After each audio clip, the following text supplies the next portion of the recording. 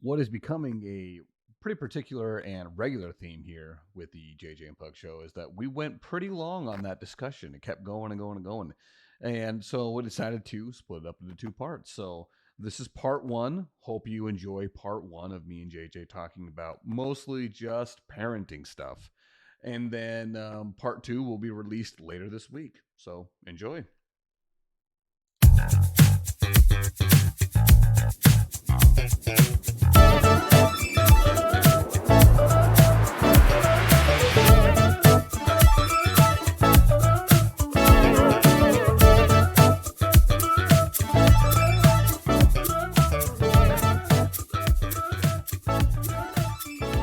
All right, everybody, welcome into the JJ and Pug show, recording from the Highland Communities podcast studios on March 4th, 2024. So we're probably not going to release this tonight because it's a late recording for us. For sure. And we're going to have to, I'm going to have to get after this, and I'm not going to have the time to get to it tonight before I got to go to bed. So you'll probably everybody will get this on the 5th. So who cares? It works. It's because you're going out of town. We got to throw some extra episodes in so people know so we can hit some of these things we want to talk about, right? Exactly. We got to get some of the recording done before I leave town and at future release dates. But you know what? Who cares? You guys are going to be listening to this. You're going to love it every second of it. Yes, you will. Got a review from a Guam listener. What? A guy from Guam listening to really? the show. Gave us 5 stars. Let's go. Absolutely loving it, dude. Global. This is crazy. I know. That's awesome, right? That's on the other side of the international date line, baby.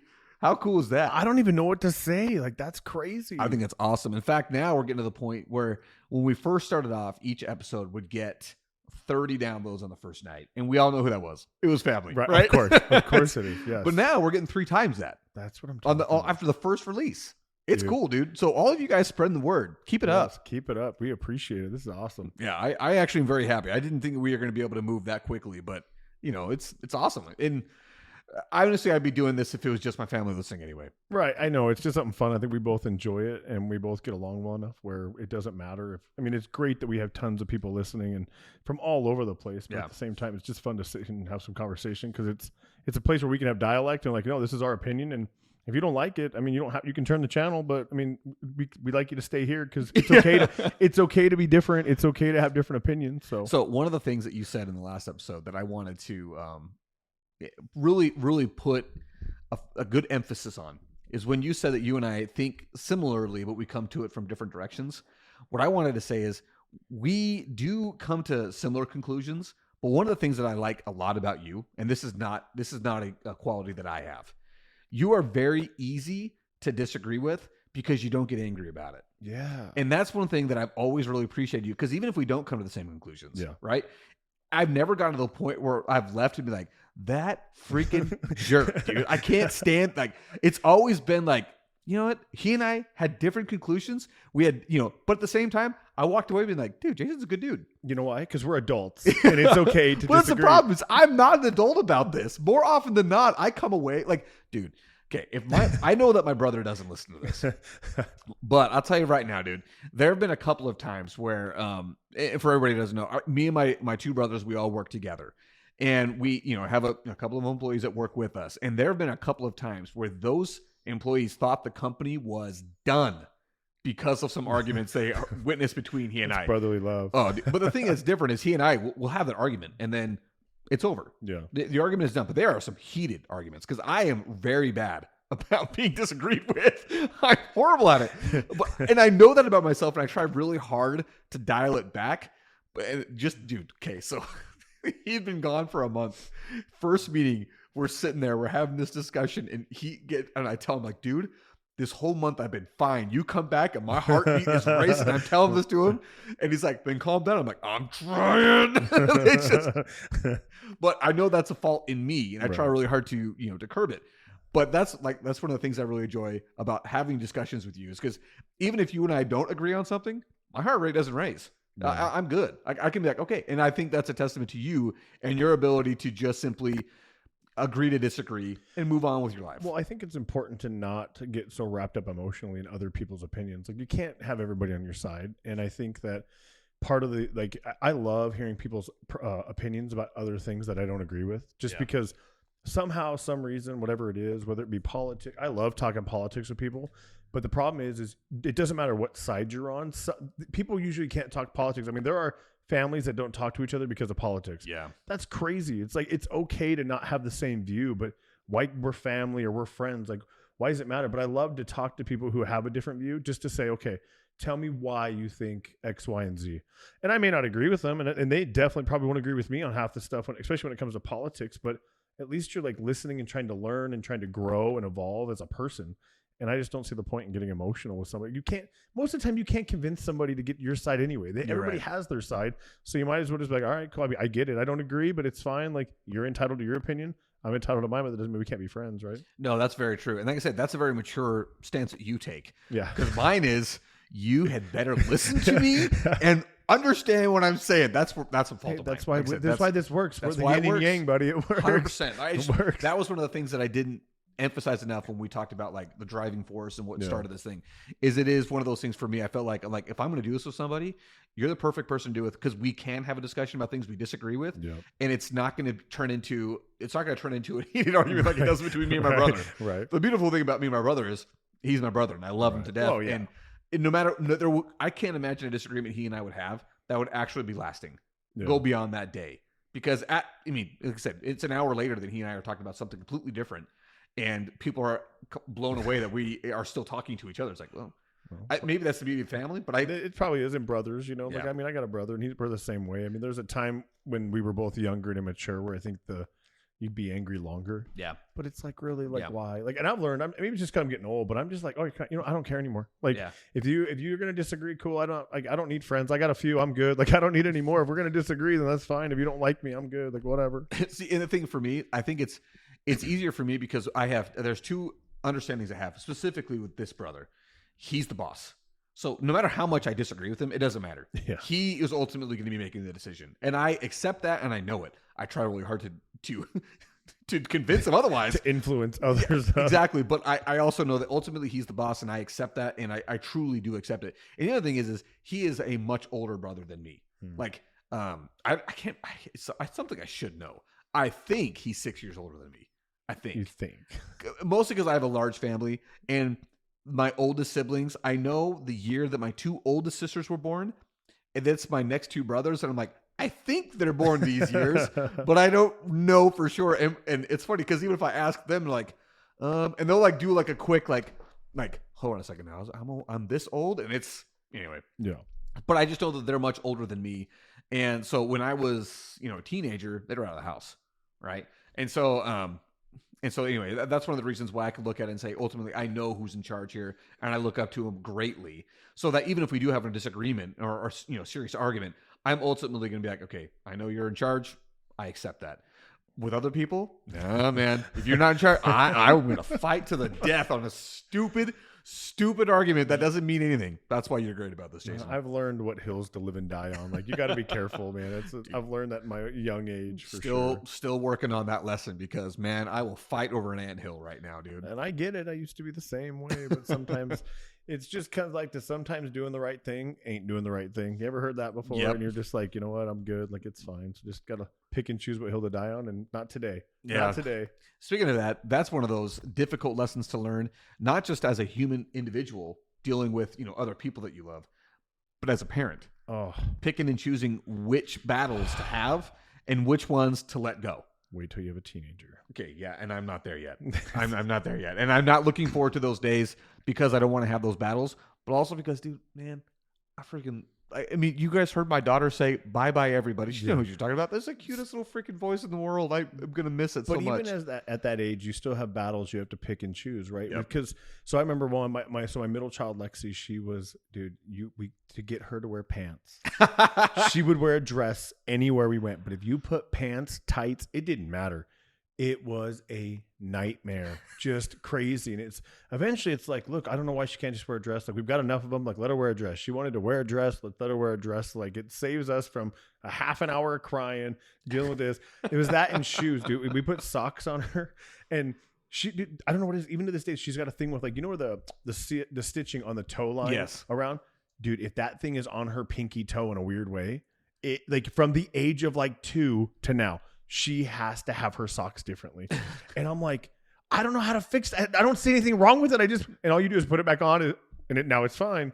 But that's those battles you have to pick and choose. Dude, as a that's kid, funny man. how particular some kids are about certain things. Because it's funny because like with my youngest daughter, she's the same way. We can't keep pants on her. Yeah. Can't keep pants on her. Can't keep shoes on her. Yep. And those are things that I remember being. I have vivid memories of when I was 3 years old. So I know that's not common. And the only reason why I know that's my age is because we moved houses when I was 4. And so the house we lived in before, I was 3. Yeah. And I have lots of memories of that house. And one of the things that I was always blew my mind is when friends would come over not wearing shoes. I'm like, why aren't you wearing shoes? Why do you want your feet to hurt? Like, I didn't understand it. And when we moved to a very rural area, and I had 2 buddies that lived across the dirt. There was no street. It was the dirt. And those 2 guys never wore shoes. And I was always baffled by the fact that, like, you guys are just cool stepping on nails, which, by the way, happened a lot when we were growing up. Did you never run from like yard to yard barefoot as a kid in Phoenix, like down here in the summertime? Like I remember being a kid. I moved away when we was in 3rd grade, so it had to be before 3rd grade. But like we would run from grass to grass to grass barefoot down the street to our neighbors, to the kids' houses, just because we're like, no, like you can't. Don't touch the concrete. For those of you who don't have been in Phoenix, Arizona, when it is summertime, listen, you can literally boil an egg or fry an egg. You can literally fry an egg. You can literally, this is not a joke, bake cookies in your car. Yes. In the summertime. It gets that hot. Yeah. So, you can put them on a cookie sheet, go into the store and come out. Maybe it takes an hour, but they will bake. They will bake. Absolutely. It's insane. It's crazy. It is hard for you to really fathom it. Because right now the weather is beyond perfect. Oh yeah. It is just, this is God's home in the wintertime. Like, I'm telling you. So I had to take my car in just to get some regular maintenance done. And I was going to have my brother come pick me up, and they told me it's only going to be about an hour. And I'm like, okay, never mind. Don't get me. I'll just wait. So as I'm sitting in there in the waiting room, I'm like, yeah, I'm going to go for a walk. Dude, I went for an hour-long walk just because it felt so stinking nice outside. I'm like, I'm not going to waste this time. Anyway, it's just perfect. Anyway, and in the summertime, oh man, it's hell. This is Hades. This is Hades home. It's the best way to put it is like put your oven on 425, let it heat all the way up, and then every time you open the front door, that's like opening your oven and putting your face in it. That's the best way to describe it, really. It's one of those things, though. It's funny to joke about, but honestly, I wouldn't have any other way. I will deal with our summers. We've talked about this before, summer or winter, because I love our winter so much. I love it. And I've never been in a summer anywhere else really where it's humid. I don't think I'd survive. Dude, it is brutal. I don't think I'd survive, dude. I sweat now. Like I can't even imagine 90% humidity with like 99 degrees. I was like, nah, I'm good. I lived in Arkansas, Tennessee, and Mississippi. And I'm telling you right now, the summers there that is so much worse than what we do. I don't know how you get dry. Like I can't wrap my mind around not sweating. Like, are you a sweater? Yeah, I'm a head sweater. Me too. I'm a profuse head sweater. Yeah. Honestly, I sweat everywhere, but my head for sure, dude. That's the first thing I'm constantly dabbing my face. I have like penny-sized pores, bro. Like it just drips off my head. It's a head sweat, dude. Dude, everywhere I went in those cities, those states in the South, in the summer, I had to have not a handkerchief because that's not thick enough. I'd have a full-on towel in my back pocket or around me to constantly wipe my face because it was all the time, never dry. And never dry. They say your towels don't dry either. Like you'll get a towel wet, from a shower, and then the next day it's still wet. You're like, I'll take my 115 degree dry heat. Oh, dude, because things here dry. Yeah. Now I'll sweat still, but I can actually get dry. Like getting out of the shower in the South, I'm wet. Pick up a wet towel because it doesn't dry. Even from the shower yesterday, it's still wet. So you have to almost dry your towel every day in the dryer. It's disgusting. Just thinking about it, dude. I don't think I could handle it. Like I don't even know if I want to visit those places. Like Florida in the summertime just sounds miserable. Oh no.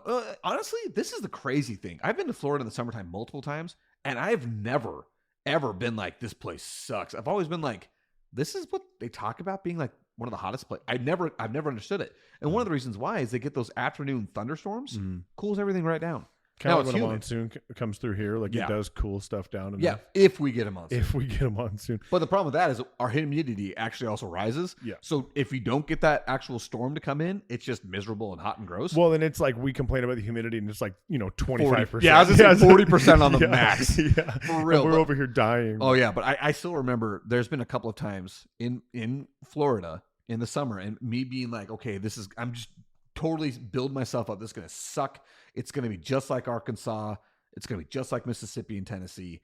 And then you get that afternoon thunderstorm, and it brings it right down to like 70 degrees. And you're like, holy crap, it's nice. I don't mind this. That's constantly wet, but. And what sucks about the summertime here with this is the heat is being a parent. How do you send your kids outside? Oh, yeah. You can't you want them to go outside, right? Nobody likes their kids nowadays in front of a TV. Nice segue back into the parenting. Like that? Yes. We got off topic there. Sorry, y'all. But it's true. Like it's the parenting. Like, how do you do it? Like, how do you send your kid out? Now, I will tell you, I live in on like a main drag of a neighborhood, and there are a few kids that it does not. They're boys though, and I've got girls, so it's a little different. But these boys are outside. They will play football in the street when it's 115 outside. They do not care, and these kids are probably in 5th, 6th, 7th grade now, something like that. Now, they've been doing it since they were young. Yeah. So that kind of stuff, and that's cool. But what do you do with your girls who aren't going to be out playing football in the street, right? And like, how do you send them to, if you don't have a pool, how do you keep them outside? Dude, I don't know. This is one of the great mysteries when I think about because where I grew up, I've said this, I grew up in the middle of nothing. There were 3 homes in the middle of an agricultural field. The crop depended on the season, right? Because they rotate these things. And we were never allowed inside. I was always outside. And I vividly remember the 122-degree day. I vividly remembered. I remember walking up the hill to my house because me and my buddies, my 2 little boys, had been outside building the fort all day. I remember it on the radio saying, oh my gosh, we just hit a record, 122 degrees.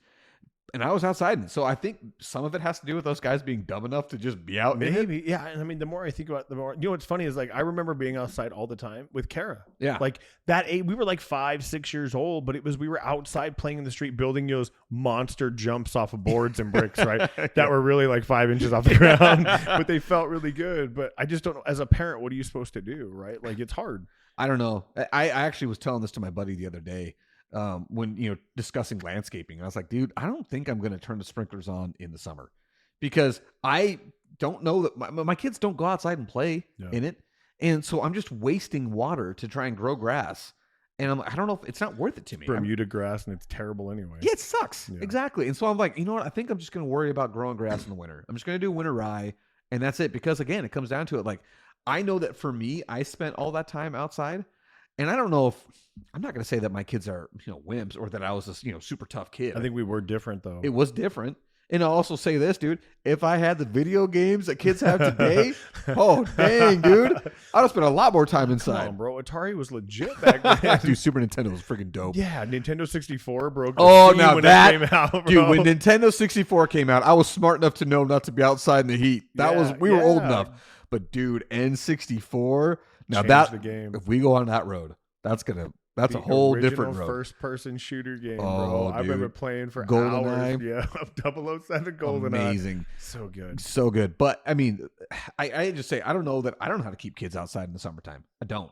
And I don't know that I want to, mostly because it's like, dude, now I'm constantly worried about them drink. I'm already worried. I'm one of those dads that's like, you guys can't have any drink unless you've had 2 water bottles because they have like those, those refillable water bottles. You have to drink 2 of those before you can have anything else. See, I like that. And in the summertime, it's 3. Yeah. I'm like, because I know what I'm like in the summertime. Yeah. So I'm one of those dads. But the difference was when we were kids, we didn't have water bottles. We drank from a hose. Yeah, I did. And that's what parents don't let their kids do this stuff anymore, right? Because they're like, I mean, my wife's a pure example. It's like, dude, she is bougie when it comes to water. My wife is too, dude. She's got a brother. My brother-in-law is a plumber, and he does water softening and stuff like that. Yeah. And he's like, all the water. And I'm like, bro, I will drink out of a hose right now. And I did. Yeah, I even right to this day, like I will still, if it's available and that's the water. If that's the water, exactly. If that's the water, I got to drink it. Yeah, like now, I don't care. I know for me, my opinion is a little bit different because I grew up on a well.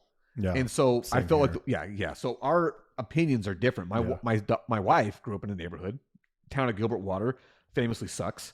And so I think for her attitude is like, oh no, that's gross. I'm not touching it. If it comes out of a water fountain, no way, it's gross. Like, I don't understand. Like, I will drink, dude, even right now, like in the middle of the night, because I hate 2-story houses. I love it. It's for the space and stuff, but I hate that I have to walk downstairs to get water in the middle of the night. I won't do it. So I will drink out of the bathroom faucet. Like I get up, go to the bathroom, I'm going to drink it out of the faucet. I'm good to go. I have no shame. Dude, I saw this guy build an end table next to the bed that will hold a 5-gallon water jug with a pump on the top, specifically so he doesn't have to get out of bed to get water at night. It was actually a pretty good looking little end table. with a pump, and it actually looked pretty solid. Was it quiet? Does it pump? Oh yeah, just a done. You know, I would totally do that. You guys ever? I wonder if you guys heard that. You know, it's very subtle. but going back to like the whole, you know, so I don't think that is a problem when you're saying I don't know how to put my kids outside, right? Because it's one of those things where it's like ultimately you're worried about their health, right? Ultimately, yeah, but we were fine. Like I feel like my parents were worried about my health too. At some point, they had to have been, right? They were parents. See, I've actually had this discussion with my mom multiple times about like, Mom, how are you okay with us doing the things that we did? Because I mean, when we were younger, and I grew up very rural. I don't know what it was like for you when you were young. Well, yeah, young. So before you left third grade, for me, like at the age, I remember when we moved that house, I was 4 years old. I was gone all day. Yeah. I mean, I would go to my buddy's house or they would come over to my house. And when I say my house, I mean the outside. We weren't inside each other's homes. For sure. And so we were outside building forts. We were on our bikes. We were riding the dirt irrigation roads, following the irrigation ditches. Yep. There was a Palo Verde tree that grew at the intersection of two irrigation ditches and, you know, those roads. And one of our things that we loved to do is like, hey, you want to ride our bikes to the Palo Verde tree? And we did. I mean, and that thing was a half a mile away from the house. We could see our homes from where it was. And I think because there was nothing out there except for, farmhands. That was the only thing that was out there. And I think because we could see it and my mom could probably hear us talking because there's nothing in between us. Maybe that's why she felt okay with it. Maybe. But dude, back in the day, at the end of our house, there was also what we called the sunken house. And we called it the White House. And now I'm older and I know what it was. The White House was a white cinder block building that was probably about 20 feet wide, but it was like 50 feet long. And all it was a storage shed. Oh, okay. And the sunken house, quote unquote, and I'm doing the air quotes here, was an old church that they actually built as a basement home. Oh. And so it was down in the dirt. Yeah. And we called it the sunken house because it had been abandoned. And it looked as if, because it was constantly flooded with irrigation water, constantly flooded because of all the fields around it. And so we called it the sunken one because it was constantly full of water. So I was like, oh, that had to have been what happened. Because you're a little kid, you have no idea. And you get older and like realize like, oh no, they built this thing in the ground because that's the best way to insulate it from the heat. Now you know that. Now I know that, right? But dude, I still remember vividly seeing there was this massive bullfrog down in that thing, and we were scared to death to go inside it because this bullfrog we thought was going to eat us. Dude, it was so freaking huge. So I grew up outside. Like when we moved from the valley, moved to Vernon, right? I go from basically living in the valley to Phoenix or Gilbert or Chandler, I think was actually where we were at, to the middle of nowhere in like the forest, bro, like nothing. And my parents we would disappear. Yeah. We'd go walking. We'd be gone all day in the woods, bro. We had no compass. We didn't have anything with us. I don't even know how we made it back now. And now being an adult, I'm like, maybe we weren't that far away. I felt like we were really far away, but maybe we weren't. But so we stumbled upon a house, dude, and we were like, you're looking around, it's abandoned. You're like, oh, this is crazy. And the door's kind of open. So of course we're like 12. I'm going inside. You're going in, yeah. Yeah. So we're looking and it's a made beds. It's got an attic with beds upstairs. Wow. And we're like, dude, but you can tell the calendar on the wall said like 1989. All right. So, this is like 1995, 97, something like that. Right. So it's been a while since somebody's been in here. And dude, I swear to you, as I'm sitting here, the phone rang. Oh no. We took off running like we were scared out of our minds, dude. Dude, this is straight out one of those awesome 80s movies about kids exploring crap. Dude, we were just being me. dumb. Yeah. Dude. We are not going back to that place, dude. It was terrifying, man. That is awesome, dude. But stuff like that, when you think about it, would you let your kids do that now? It's so hard to say yes to that because I think it was a different time. Like it was just, and that's messed up. But the world we live in now is not near as, what I think it is we have more information at our fingertips that tells us how bad the world is now. Yes. Versus then they were just naive. They just didn't know what they didn't know. So there was no like worry of like, I'm sure the amount of child predators was the same. I'm sure all this stuff was the same, but you didn't have the information at your fingertips. Yeah. Yep. Sitting there, shoving it at you. Every alert, 3 TV alerts or whatever going off that watch this, watch that. So I think that was like ignorance is bliss, right? No, I totally think that's the truth. Because I was thinking, when I remember asking my mom felt like when they moved out there, she said that was when she felt okay because my parents, when they moved here and when they started having, growing their family, they were in downtown Mesa.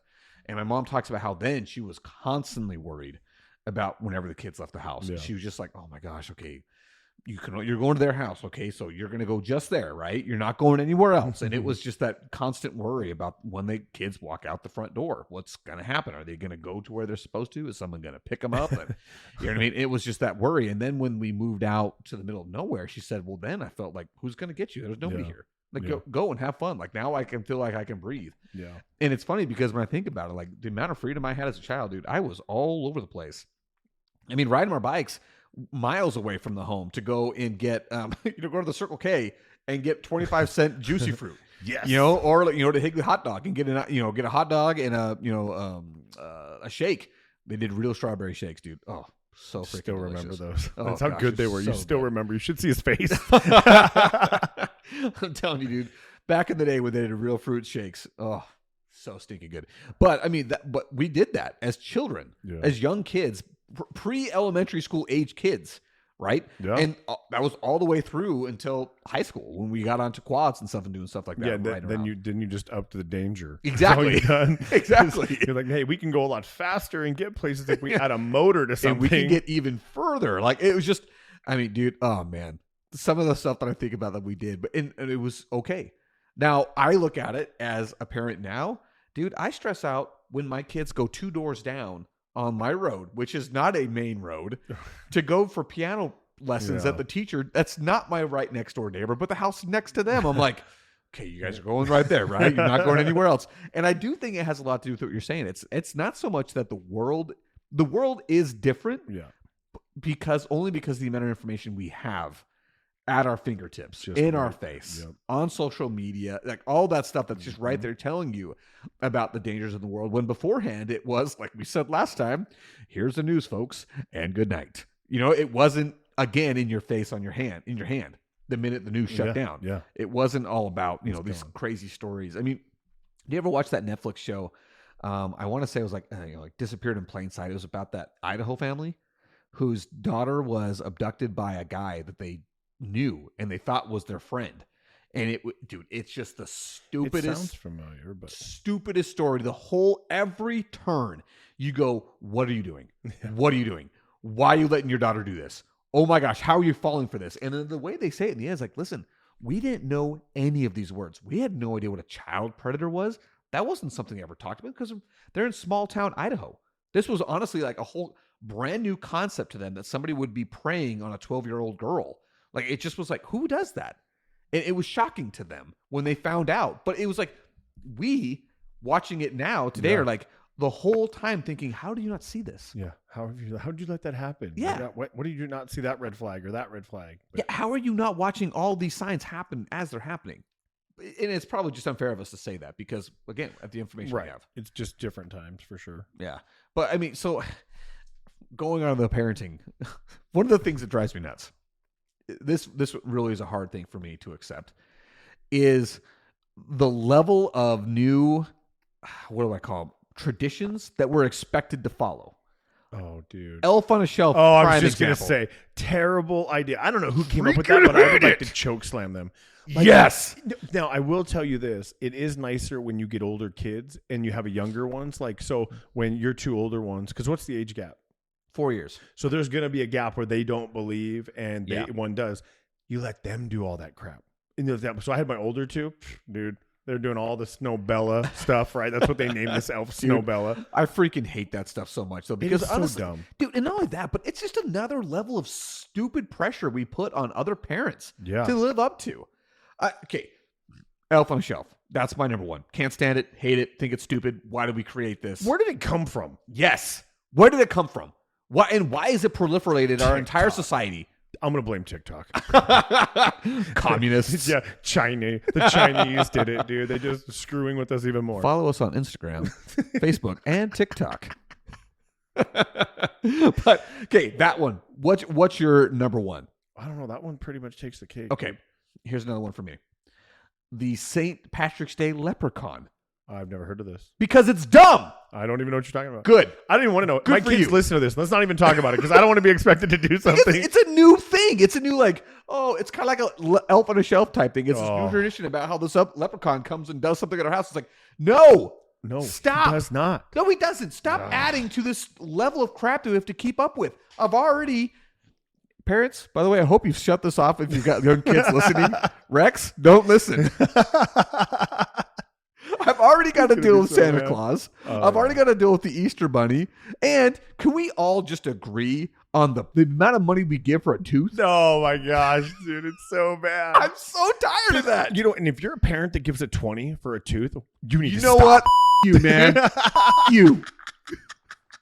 You need to stop. Because you are setting an expectation that people cannot, the middle class cannot handle, dude. Yes. $20. That's dude. freaking ridiculous. I remember my buddy was telling me about how somebody was giving out 50s. And I just want to be like, you know what? Truly big middle finger to you. Yeah. I'm like, it's a tooth. Literally everybody goes through this phase. $1. $1. $1. Yeah, I'm trying to think if we've ever done $1, but I don't. I think when I grew up, I think it was 25 cents. It was 25 cents. It was a quarter. Cents? Yeah. Yeah. And remember in the movie, the Santa Claus, he's handing out quarters as his little tooth fairy dude. When he's doing it, he flicks the little quarter in the air. Yeah. That's all it should be. When it transpired into 10s and 20s, and I just anything over $1, again, a big you. You know why? You know what this all comes down to? I didn't do the beat. Yeah, there. no, you didn't. This all comes down to parents wanting to be friends with their kids and buying them, like wanting to be friends with them. It's like, no, like it starts with something this simple, but it comes down to the fact that there is a generation of people who genuinely are more concerned about being their kids' friends than they are parents. And I know anybody listening right now has probably can think of somebody right now that does not treat their kids like kids. They treat them like parents, or they treat them like friends. Treat them like friends. Yep. It's terrible. And it's like, at what point do we stop? Like, listen, for those of you who treat your kids like friends, I'm telling you, when you are a parent, the rebound rate on your kid loving you is about 12 seconds. Like, it doesn't matter. Like, they don't not love you any less, right? Like, but no, parents don't want to. And I say parents is a broad brush, right? Yes. But I'm just like, it's at some point we need to start recognizing that the youth of this generation is terrible, and it has to do with parenting because of the lack of parents being parents. You need to be hard on your kids. This is an opinion on me, but you need to have discipline in your home. I'm not saying you need to beat your child. There's a giant difference. Yes. But there is discipline that can come from it. I mean, I was in Target the other day, and I think we touched a little bit about this, but I'm literally watching a lady negotiate with her. He had to be 5. And he just keeps telling her, no, I'm not doing it. No. And I'm like, she's just like, sweetie, you need to this, sweetie, that. And so I stepped back and watched. Like, I stopped. My family kept walking. I just stopped back and I'm watching and I'm waiting for her to snap, right? And nope, she never did. She just kept saying sweet. And then it's like, well, you need to do that. Well, I don't want, he just got this little attitude. And I'm like, I almost wanted to step in. I'm like, hey, you want me to show you how to handle this? You listen to your mother. Yeah. Like, you get real close, real deep in their face, and you start using that knife hand that they use in the military. And you're like, listen, that is your mother. Like, when she says jump, you ask how high and how far. Do you understand? Right? Yes. Like, that's the way it should be. Let me ask you, is there anything that sets you off faster than when you hear your kids talk back to their mom? Dude, so there's one other thing. Oh, and I'll tell you. Okay. Slamming a door. Oh, haven't got to that spot yet. Dude, when they run upstairs mad, right? Because I'm telling them to go to their room, whatever. Because I'm at a point now where, like, I see red sometimes with she's listening to this too. Lexi she is a splitting. She's the one like you. Yep. Dude, so like it's bad. So like there's just times where I'm like, okay, I'm done. Get upstairs. I can't handle it anymore. Well, when she was younger, like 10 years old. When this arguments and stuff would happen, she'd go to her room, whatever.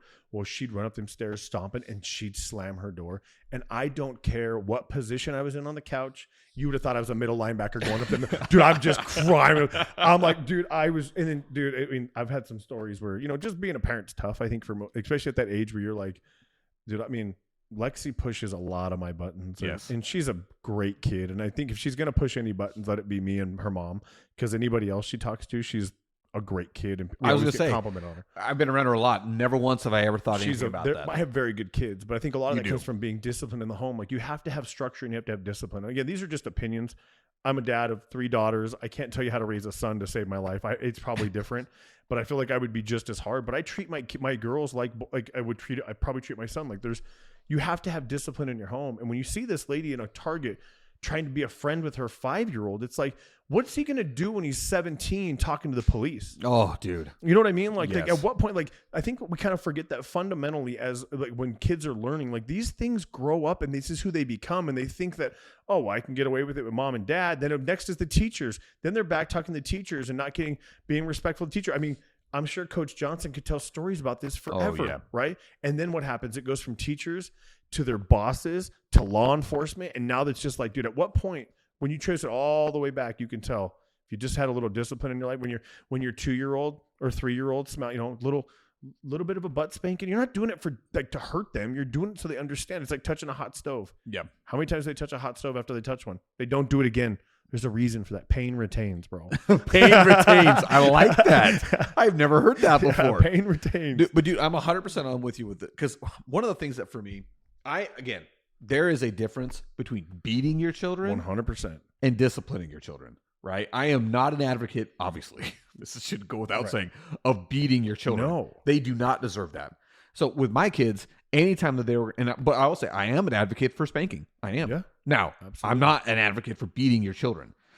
I have made it a point that for me, if I was ever going to get, my kids were ever going to get a spanking, they knew what it was. They knew what it was that they did, and they would be able to tell me what it is that they did.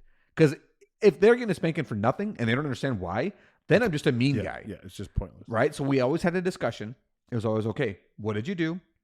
What's the consequence? You know why you're not supposed to do that? Okay. And maybe I'm a little bit softer on this one. It was always a hug right afterwards. Well, no, and that's Always. fine. Big hug. Hey, come. I love you. Make sure the kids know I love you, Yeah. but I'm not going to accept that. I'm not going to Behavior. accept that kind of behavior. Yeah. And especially, like I said, for me, and I don't know if this is universal, but like I said, for me, the one thing that will set me off faster than anything is if I hear them talking back to their mom. And it does not matter which age they do it. My 3-year-old, she screams at my wife.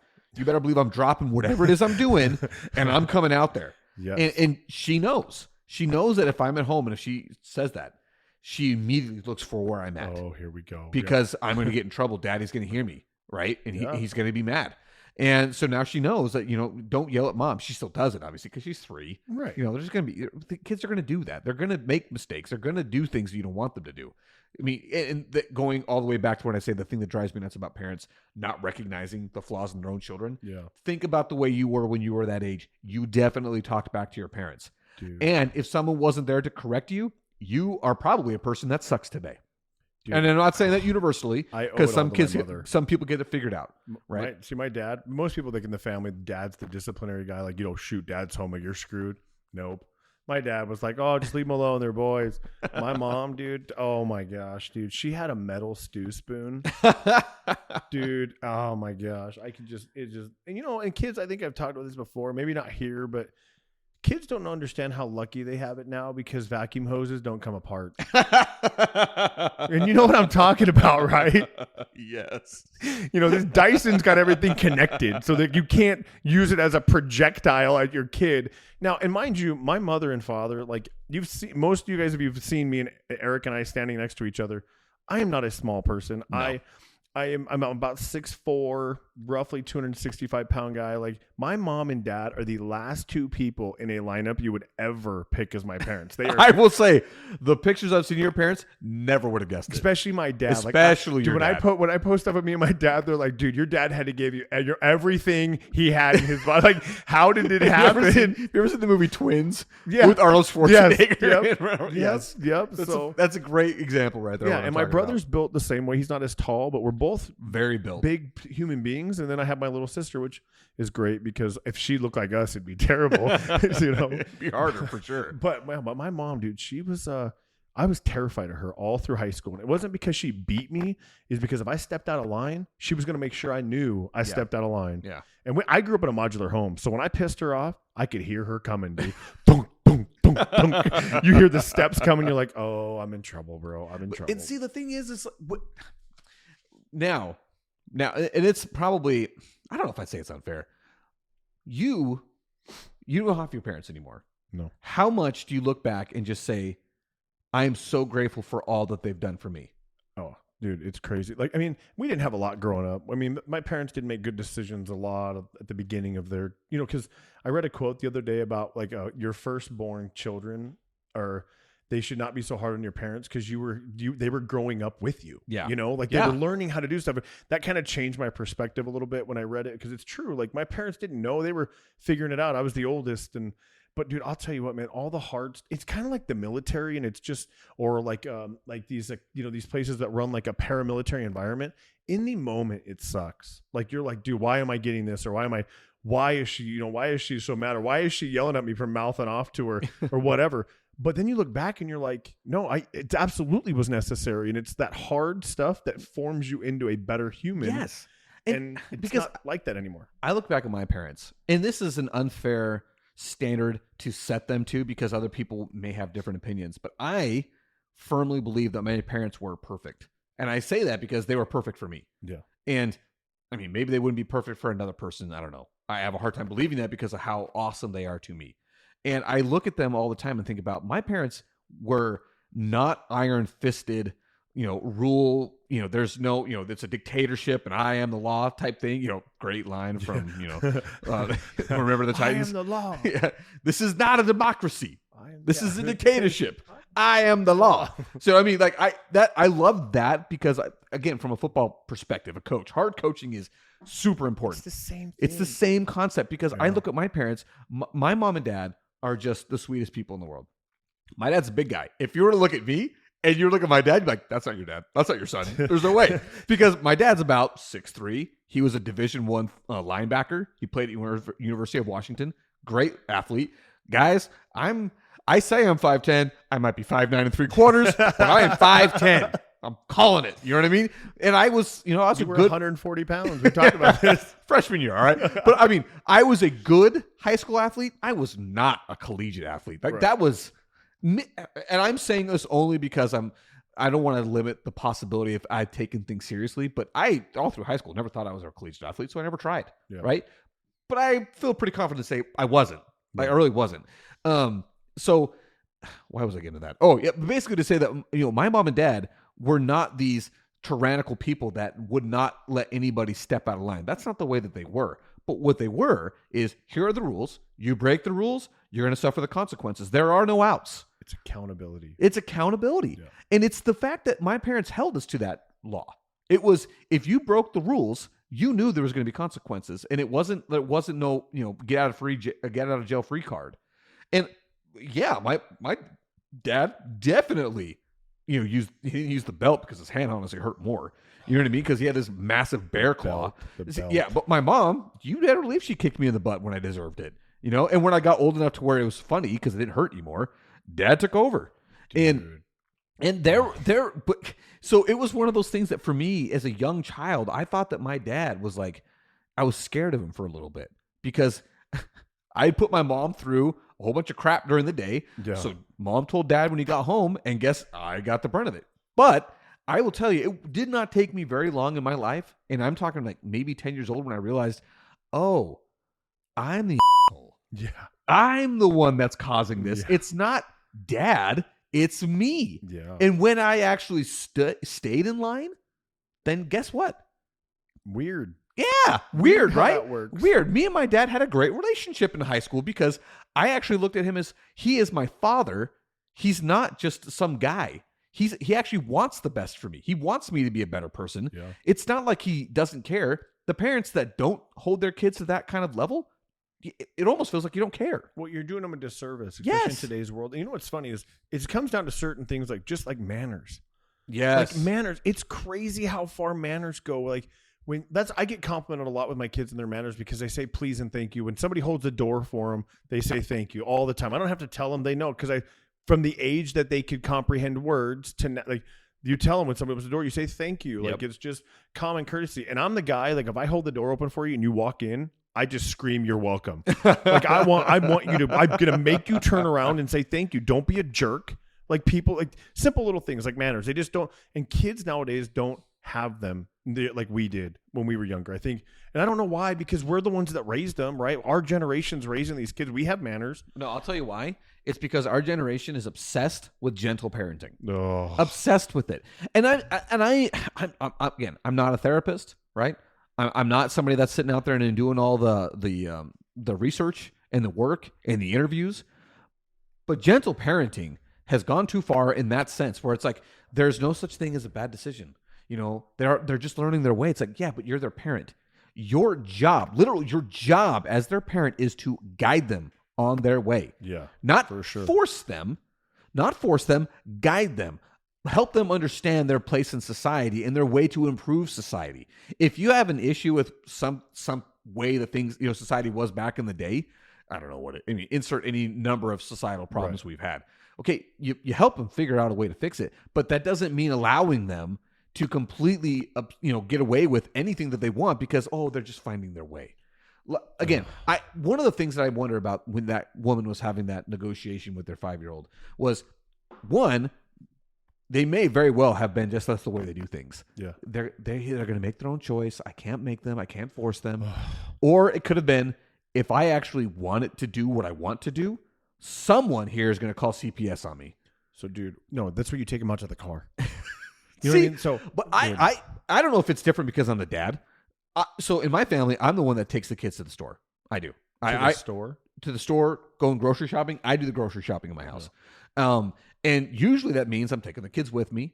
It's a chance for my wife to be able to get all right, I'm going to decompress, relax, breathe because I've been dealing with them all day. And it's not a big deal to me. I don't mind it. It's not like a sacrifice that I have to make to take them to the, And one of the reasons why is because if they do step out of line, I will tell them. And I guess it's maybe because I'm, I don't know, a mean dad. I don't think I am because I think my kids love me. They tell me they love me. Yeah. And this is off topic, but it's actually one of the most touching things that's ever happened to me. My wife did an all about dad worksheet for my kids on my birthday. It was where I was gone on my birthday. It was like, what's dad's name? How old is he? What's his favorite color or whatever? Yeah. And what does dad always say? What does dad always do? And she told me when she was asking this, she asked them individually, not at the same time. It's like, okay, I'm going to take the daughter, and I have twins that are 7 years old now. This was back when they were 6. And asked my daughter, okay, what does dad always do? What does dad always say? All right, now it's my son's turn. What does dad always do? What does dad always say? And they both said this. And I remember telling my grandma before she passed away, and dude, honestly, I couldn't say it without crying. Yeah. And it was, dad always says, I love you. Dad always gives hugs and kisses. And that is because I am very much that way. Right. I say that to my kids all the time. So even though I am a disciplinarian, I make sure my kids know and feel that I love them. Like I say it to them, and I make sure I show it to them. So that being said, and I actually have them posted on my wall in my house, in my master bathroom, on my cabinet. They're right there. And I love it so much. But anyway, but they know when they go to the store, if I tell them no, they know the answer is no. Yeah. They know that the answer is no, and they don't badger me about it. Like, I want to get the Gushers. No, we're not getting the Gushers. Okay. Like, obviously there's some disappointment in it, but they know that's the answer. But they know. Yeah. And I wonder if that woman is like, if I lose my mind on my child right now because he's not listening to me, is someone in here going to be judging me and telling me how bad a mom I am? And people now are so stupid and brazen, they actually would come up to you and say, what is wrong with you? Why aren't you allowing your child to discover who they are? And then you put that person in their place. But the problem is healthy bullying. Yeah. Yes. But that is a legitimate question. I wonder is if people have to have that conscious decision in their head. I'm like, okay, if I say this, because I know that for me, sometimes I think it. I'm like, okay, is this person over here going to be judging me because I told my child that they can't have this? I don't know. Maybe they will. Maybe they won't. I don't even care. I call my girls bro, right? I love the word bro. I got told one, you can't call your daughter bro. And I'm like, shut up. She's a chick. I said, yeah, bro, I can. Call you one, call everyone. I'm like, who are you, bro? Just go. Like, leave me alone. Yes. Like, why don't you go get your Oreos? Like, get out of here, Like, get your Oreos. Gosh, tell me I can't call my daughters bro. I just think that they're the gentle parenting thing is like, yeah, do you want to be a parent that your kids can come to and discuss their problems and, talk about the things that are going through in their life? Absolutely. You want your children to come to you. You can't control if they do or they don't, but you want them to come to you. But I also think that the kids need to know that you're their parent. Yes. You're not their best friend. And maybe those things can converge in some ways, but at the same time, your kids need to know who is in charge. Yeah, but those things converge in some ways when they're shopping for clothes and doing that stuff. Like we're doing friend things, that's fine. Going to a football game like, with your boys. I've told my girls multiple times, like, I'm not here to be your friend. Like, this is a parent decision. Like, no, you're not doing that, or no, or this or that. No, I'm sorry, but be mad, be upset. Guess what? You got a rebound rate of like 12 seconds. You'll be fine. Like, I'm not worried about it. And if it lasts a day, so what? Like, they're teenagers.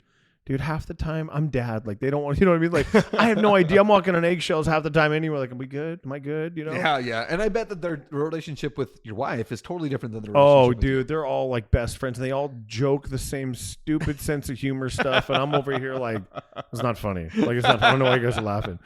It's so funny. I'm like, no, it's not. One of the things that you said earlier that cracks me up is because for me, I am way harder on my son than I am with my daughters. And my wife is a million times harder on my daughters than she is on my son. And I think that that's just obviously the way things go. And I told her, one of the things I remember her being like, why are you so hard on him? I'm like, because I was him. Yeah. I know what that's like. Yeah. I can't say I know exactly what he's thinking, but I got a pretty good idea of what he's thinking because he does a lot of the same things that I did. Yep. And her answer is the same. Well, the reason why I have a hard time with her is because I was the same way. Like, I know how dumb that decision is or that thought process. And anyway, it's just, again, gentle parenting, it only goes so far. Kids need structure. It doesn't matter. Structure. They need rules. They need rules and discipline, and that's not, like, there's nothing wrong with that. And yes, sometimes you have to be the bad guy and say no to something or put your foot down and not and handle business and set limits. Yes, but you're going to be fine. Take it. I mean, I have teenage daughters, and everybody told me it was going to be, oh, wait till they're teenagers. It's going to be. Yes, it has its level of toughness to it, but if you raise them right when they're younger, and I'm not talking right's a bad word probably, but if you raise them, it's a subjective word. It is a subjective word. But if you raise them to be good people, listen to adults and respectful, you know what I mean, and have good manners, it goes a long way. And I can double stamp that you do that because your daughters have been nothing but respectful to me since the day I met them, and that was not when they were teenagers. Right. They were barely. I mean, they were like, what do they call them? Tweens? Yeah, like, they were definitely young girls at that time, and they've been nothing but respectful to me and Shalay, to the point where Shalay, my wife, freaking loves your daughters. Yeah, she loves them, and it's really a testament to my wife because I worked a lot when they were younger. So yeah, well, you got to. But yeah, because that was my role. That's she your got job. to stay home. Yeah, she got to stay home and raise the girls, and I had to work, and that's fine. That's what we chose. That's what we do.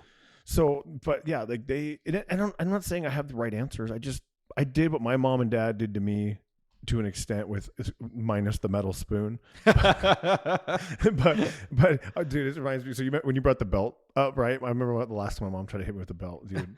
I took it out of her hands. Oh, and she's like, "You mother!" I mean, she's just berating me, dude. And I'm like, "Call the ambulance, mom." Mind you, I've got to be like 12, 13, and I'm already bigger than my mom at this time, right? Yeah. And dude, she looks around the room. And I'm standing on my twin bed, and there's a window behind me, and she picks up my skateboard, and she chucks it at me, dude. And I totally ducked out of the way, crashed out my window in my bedroom. It was freezing cold outside. She made me sleep in there. Hey, I didn't mouth off anymore, though, dude. I was going to say, you know terrified. What? Your mom was right. Yeah, she was. I mean, that was a little extreme. I'm not going to lie, but she was. But again, like, what is she supposed to do? Like, if you're a kid, like, I look at some of these teenagers now, like, okay, so Kara and Carl, right? Caden's on the verge of being bigger than both of them. Like, he's going, if he hits that growth spurt, it's going to be like. He's going to be Jess, dude. Yeah. He's going to be just like, you're going to be like, dude. And Kara's going to be dragging her into the sideburns. Hey, listen, if you're a parent and you got boys, sideburns are the key. My mom used to grab my sideburns when I'd mouth off, or she'd catch me slipping. That hurts like a sun gun, dude. Oh my gosh. Anyway. Honestly, any short hairs. Yeah. Short hair in the back of your neck. See, you're just like, man, easy way to discipline somebody. Would just, you know what I mean? But so if you're, just I'm not saying be tough on your kids, but have discipline. I don't know. It works for me. And I know it's not for everybody, especially this gentle parenting generation. Well, and again, we say that there's a difference between beating your kids and disciplining your kids. Like, and it's kind of hard for me to ever imagine Caden ever mouthing back to a negative way because he is such a good kid. He is a really good kid. He's such a good kid. But, Kara, him and Kara, I think, go at it a little bit. Older, yeah. So. But I just one of those things where I'm like, I just have a hard, because he's got a lot of Carl in him. Yeah. Where Carl is just such a good, agreeable guy. I mean, it's not like he doesn't have an opinion. He does, but he is not a combative. Carl jerk. is the most likable person I've ever met. Like I don't know anybody that does not like Carl. Yeah. And if you don't like Carl and you're listening, you're an idiot. Like there's really no, like, I don't know how you don't like Carl. Like, dude, he doesn't judge anybody. He doesn't care. He just accepts people for who they are. And he's like a really good friend of mine. And I'm like, dude, I can tell you a because number he accepts of people. me for me, bro. I can tell you a number of people that don't like Carl because they've played basketball with him. Oh, well, that's a different story. That dude is something else, Dude, man. I'll tell you this right now. I love Carl to death, and I've had to defend him against. I was like, guys, listen, he's just very aggressive on the basketball court, dude. And the thing is, he's crazy athletic. He is stupid. You don't athletic. look at him and think athlete, but he's an extreme sport junkie, right? For those who the bunch that don't know any Carl. idea? Okay, one of the reasons why Coach Johnson knows who crazy Carl is because every coach at that high school was begging Carl to play on their team. Every coach. And you know what Carl said? No. Nah, man, I'm doing motocross. I'm going to ride dirt bikes. Yeah. I'm going to break every bone in my body. I'm telling you, we're in our mid-30s. We're both pushing 38. And him on a dirt bike at 30, dude, it's unbelievable. Like, and the bike, mind you, weighs 4 times as much as he does probably. You know, like he's throwing it in the air, and I'm like, dude, I've never seen him do anything he's not good at. No, that's one of the most frustrating things for me. I've known him for longer than I've been alive. I mean, more than half of my life. And it's one of those things from the very beginning when I first met him. I'm like, dude, can you calm down for a second? Dude. Can there be something I'm better at than you, except for video games? It doesn't matter. Right. That's the only thing I got you on you, man. Because he was, how did they ever see him Because he play didn't care. video games? Like, dude. Even when like Halo was like the biggest thing in the world, Carl didn't care. Yeah. He was out on motocross. He was out riding motocross. Like, freaking crazy. Yeah, Carl, how do you? dude. Yeah, dude. He's something else. Dude. But that being said, going back to the whole, I have a hard time seeing Caden being that guy because he does have a lot of Carl in him. That really just super agreeable, good-natured person. But that doesn't mean that nobody has disagreements with their parents.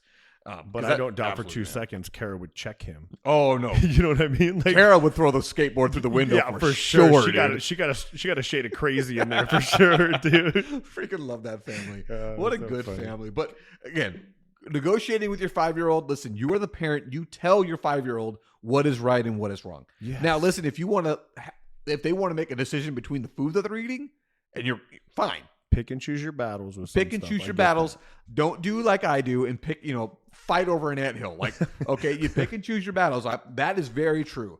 But also at the same time, your children need to know who is in charge. And I think this is probably the most important part of it. Why? Yeah. Why?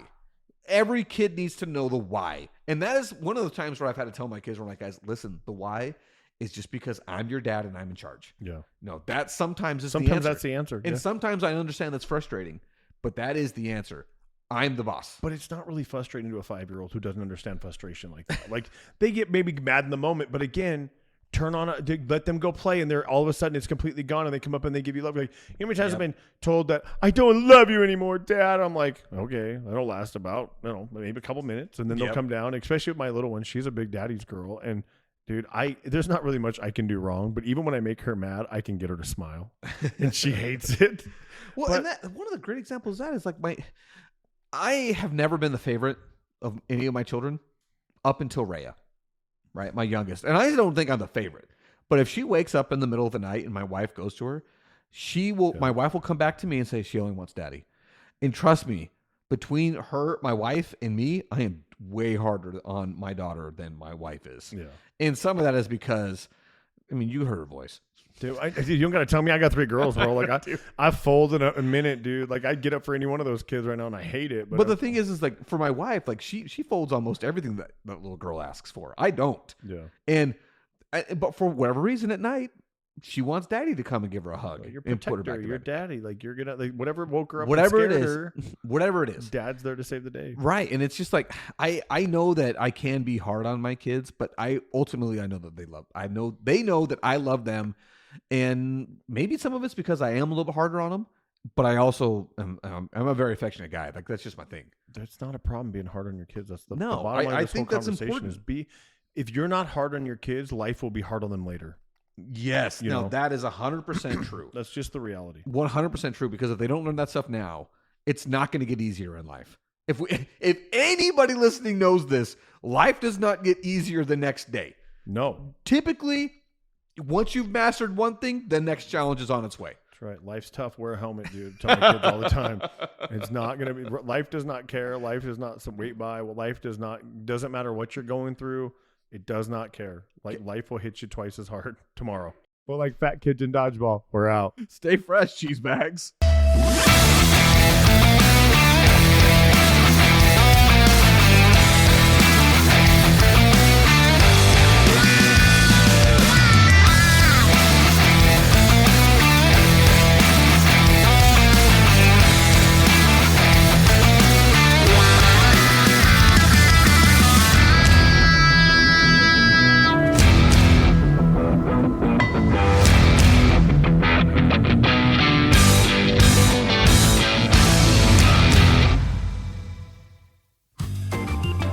The JJ and Pug Show theme song was written, composed, and performed by Lane Hartman.